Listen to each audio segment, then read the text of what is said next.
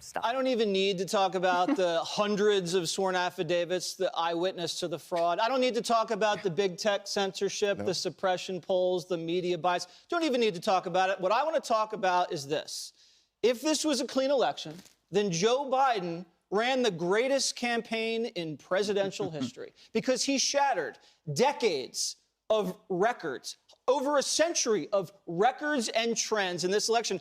And the media is not even curious about it. I mean, how do you have a down ballot wave on one hand and then the opposite wave on the top of the ticket?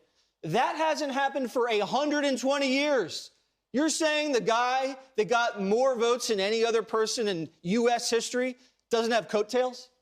Or Donald Trump, the incumbent, actually got more votes in his re-election race and ended up losing? That hasn't happened in 150 years. That Joe Biden lost 17 out of the 18 bellwethers. That Joe Biden won less counties than Hillary, 200 less counties than Barack Obama, and still came out ahead. That Joe Biden lost Florida, lost Ohio, and still won the election. That hasn't happened since 1960, when JFK, some home cooking in Chicago. Or he underperformed Hillary in every major metropolitan area except Philadelphia, Milwaukee, Detroit, and Atlanta.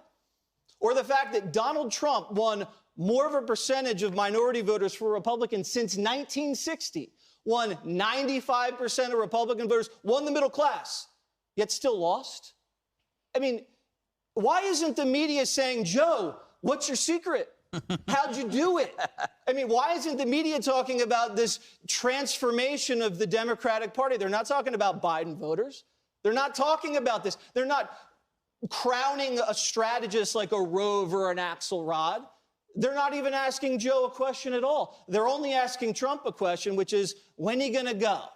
And that's because they're not saying that Biden won. They're saying Trump lost. And that should tell you everything. All right.